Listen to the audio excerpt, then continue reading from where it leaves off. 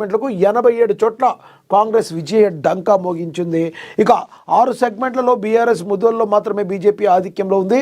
66% స్థానాల్లో Congress, 33% BRS. BJP కూటమికి ఇవే అద్భుతమని బీఆర్ఎస్ అంటుంది.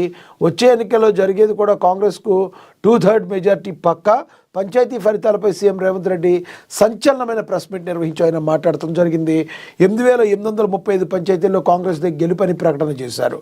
ఇక ఒకసారి రాష్ట్రంలో 12,702కు పైగా గ్రామ పంచాయతీలకు ఎన్నికలు జరిగితే కాంగ్రెస్ పార్టీ 66% స్థానాల్లో విజయం సాధించింది.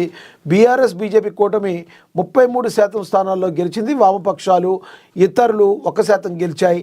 ఈ ఫలితాలను చూసే అద్భుతం అనుకుంటున్నారు బీఆర్ఎస్ వాళ్ళు. చాలా సంతోషం. ఈ అద్భుతాలే 2029లోనూ రిపీట్ అవుతాయి.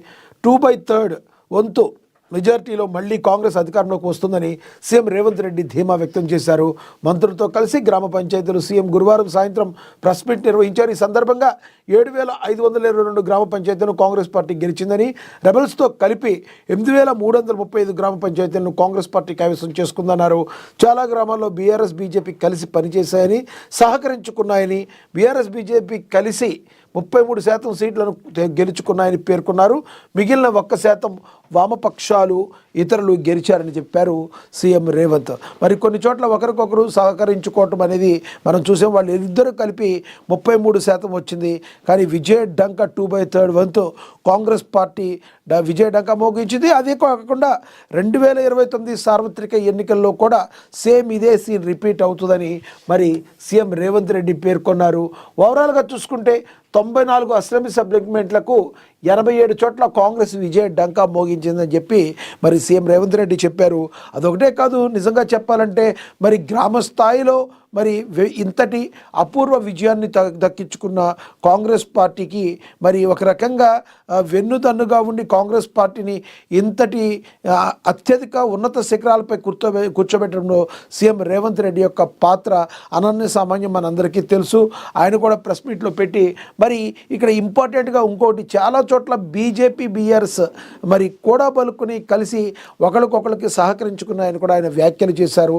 ఈ వ్యాఖ్యలపై మరి బీజేపీ బీఆర్ఎస్ ఎలా స్పందిస్తాయి అనేది తెలియదు. కానీ ఓవరాల్గా లెక్కేసుకుంటే కాంగ్రెస్ పార్టీకి ఈ విజయాలు ఒక మంచి హ్యాపీ మూమెంట్గా మరి అందరూ కూడా అభివర్ణిస్తున్నారు.